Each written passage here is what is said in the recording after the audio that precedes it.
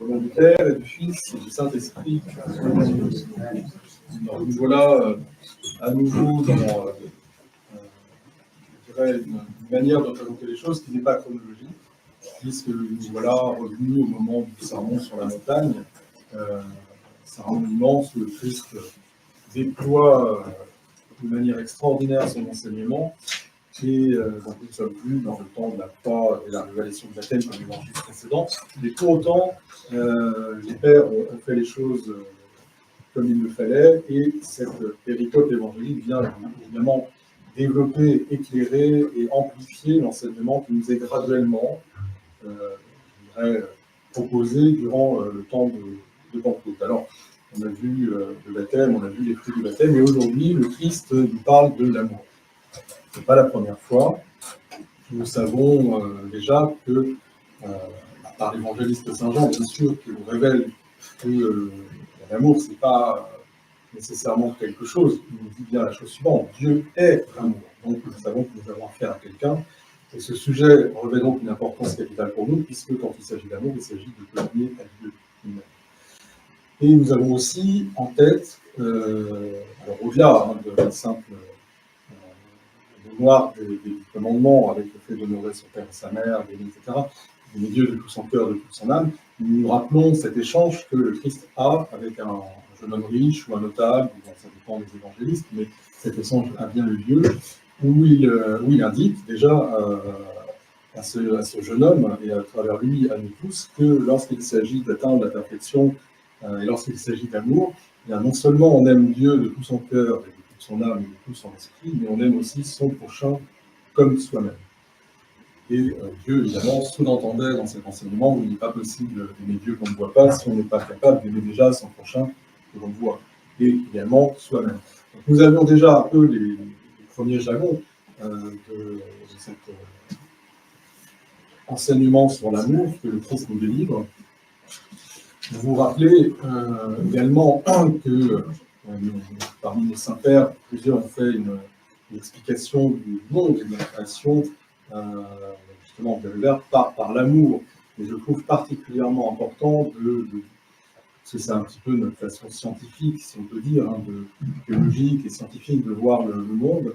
Le Saint-Père Dimitros Staniloé explique particulièrement, je trouve que c'est plein de sens pour nous, que finalement l'histoire du monde est créée par le moment où Dieu, disant à l'homme: je t'aime, il attend de lui sa réponse, parce qu'il a été créé pour ça. Donc tout le temps entre ce moment et la réponse, c'est l'histoire. Et donc nous avons la création du temps basée sur l'amour. C'est déjà quelque chose d'intéressant. Et ensuite, Dieu a créé l'homme à l'image de ces trois personnes. Il a créé comme des personnes qui doivent s'aimer les uns les autres, ce qu'on appellera la communion, à l'image des trois personnes de la Divine Trinité. Pour ce faire, pour attirer les uns aux autres, pour permettre que les gens soient... Et cet élan d'amour vers les autres, eh bien, il a créé l'espace, la distance entre les personnes pour que celle-ci soit couverte par l'amour, pour que l'amour mette les amendements. Vous voyez, le temps et l'espace sont finalement que la conséquence de l'amour de Dieu pour l'homme. C'est vraiment quelque chose de fondamental, je pense, à se remémorer. Alors aujourd'hui, on franchit un petit peu une étape, mais avant d'y venir, il convient quand même de se demander aussi qu'est-ce qu'on entend par amour. Nous connaissons le sentiment amoureux. On ne le contrôle absolument pas. On tombe amoureux de quelqu'un, on aime ses enfants, sa famille, on aime certaines personnes, mais on ne peut pas se dire bah, tiens, je vais aimer celui-là, même si on le connaît, on ne peut pas générer un sentiment. Donc, qu'est-ce que c'est de ce sentiment dont on parle? Eh bien non, ce n'est pas de ce sentiment dont on parle. La preuve en est que finalement le Christ là nous donne une définition un petit peu de cela. Il donne en fait quoi? Il donne des comportements. Faire le bien qu'on attend autour de soi, aux autres. Leur prêter, sans rien attendre en retour. Et on pourrait comme ça reprendre à chaque fois que le Christ, notamment dans le sermon sur la montagne, peut-être à chaque fois que le Christ a eu un comportement, eh bien, il s'agirait d'avoir le même, c'est-à-dire faire miséricorde, c'est-à-dire pardonner sans condition, donner ce qu'on demande, tendre l'autre joue. C'est toutes ces choses-là qui sont des attitudes, être bienveillant, être doux, être humble, donner. C'est tout cela qui sont les attitudes du Christ qui constituent finalement, ces actions constituent l'amour, c'est-à-dire le comportement du chrétien. Souvenez-vous, l'apôtre lui dit, c'est à l'amour que vous vous portez les uns les autres qu'on reconnaîtra que vous êtes chrétien. C'est ça, la définition. Le comportement du chrétien, qui est le comportement qui devrait être, le comportement que le Christ adopte, c'est cette action-là qui est l'amour, en tout cas envers le prochain. L'amour envers Dieu, c'est ici, dans la divine liturgie, que nous manifestons. Et ce n'est pas donc un sentiment, donc c'est quelque chose d'accessible, voilà, en théorie. C'est accessible pour nous. Nous pouvons adopter les comportements qui nous sont donnés, comme il n'y a peut-être pas des commandements, parce que le Christ n'impose pas, il ne met pas des jalons automatiques comme ça, à franchir ça, mais il nous invite à agir comme lui agit, il nous montre comment agir par amour. Et si on va plus loin, effectivement, il donne des comparaisons qui sont intéressantes. Bon, voilà, c'est facile de faire en échange d'un retour, c'est facile d'aimer ceux qui nous aiment, c'est facile d'être dans cette symétrie de relation. Mais là où c'est différent, c'est finalement quand on est comme Dieu.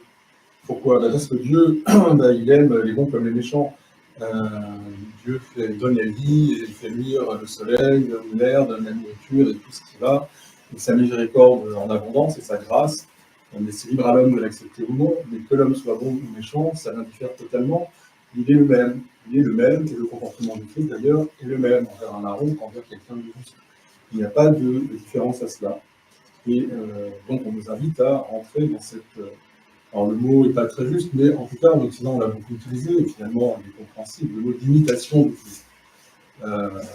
On préfère en général, dans la patristique, parler de la ressemblance. On cherchait la ressemblance à l'image de Dieu, à l'image du Christ qui est placée en nous. Mais voyez-vous pourquoi Dieu est comme ça? On peut dire c'est quand même pas normal. Pourquoi des gens qui font le mal, des gens qui haïssent Dieu, des gens qui commettent des meurtres, qui tuent leurs prochains, qui sont des gens de guerre, etc. Pourquoi la foudre, ça ne va pas sur eux? Pourquoi Dieu continue à déverser ses bienfaits? Je pense qu'on a des choses qui nous aident, qui sont liées à notre vocabulaire, que le Christ utilise pour nous faire comprendre quand on parle de Père. C'est quand il nous donne l'image du Père, c'est de la paternité dont il s'agit. Si on a des enfants et qu'ils ont des comportements différents, certains vont être bons, certains vont être mauvais, on va les aimer. On va chercher à tout prix à les ramener dans le bon chemin, mais on ne va pas se mettre à avoir comme ça des ruptures d'amour, des pertes d'empathie, etc. On les aime tout simplement parce qu'ils sont notre chair et notre sang. En tout cas, qu'on les a choisis, que spirituellement ce sont nos enfants, et qu'on se reconnaît en eux, et qu'on veut les ramener à soi en leur donnant le bon exemple. C'est un peu pareil, si on parle de Dieu en tant que Père, eh bien Dieu considère tous les hommes comme ses enfants, il les invite à être ses frères, donc il ne va pas se mettre à être partial et à se poser comme un jeu. Le Christ n'est pas venu juger, il est venu sauver. Il sauve en indiquant, en montrant, en fait, il incarne le chemin, puisqu'il est lui-même le chemin, puisque Dieu est lui-même l'amour. Donc c'est quand même quelque chose d'intéressant. Il parle d'ailleurs du salaire que l'on reçoit en récompense, et ce salaire, c'est bien d'être appelé des fils de Dieu. Ça peut paraître un peu abstrait, hein, mais en fait non. Si on réfléchit bien, là, on reste sur cette analogie de la paternité et de la filiation. Eh bien, les parents aiment à reconnaître dans leurs enfants des traits qui sont ceux de leur propre, des traits physiques peut-être, à ressembler donc, physiquement, mais aussi des traits de caractère, des traits de moralité, des traits de personnalité. Et donc on reconnaît, ah oui, ça c'est bien mon fils, ça c'est bien ma fille, je me reconnais. Il y a le salaire, ça va être ça, c'est que si on adopte un peu plus le comportement du Christ, le Christ se reconnaîtra en nous. Il va y reconnaître son ADN, nous communier régulièrement, il va reconnaître son comportement, son image, et le reconnaissant, il acceptera que nous rentrions dans la communion avec lui, dans le royaume. Voilà, quand même, c'est l'objectif. Et pour aller plus loin dans cette acquisition de l'amour, il y a une clé aussi qui est là, il donne la parole la plus rude, je pense, de tout l'évangile, la plus terrible à entendre, c'est celle de aimer vos ennemis. Aimer ses ennemis, c'est vraiment quelque chose d'humainement pas accessible. Et ce sera dit à plusieurs reprises par les apôtres, ce sera dit par les pères. Comment peut-on faire pour aimer quelqu'un qui commet le mal, qui haït, qui hait l'Église, qui hait nous-mêmes? Eh bien, justement, là, peut-être, sûrement vous le connaissez, je pense que l'explication la plus secourable pour nous, c'est notre Saint-Père Silouane qui va la donner. Il explique qu'en réalité, il n'y a rien qu'humainement on puisse faire vraiment pour être semblable au Christ sans demander avant l'épiclèse, c'est-à-dire sans appeler l'Esprit Saint sur toute chose. Et on est bien dans notre temps de Pentecôte.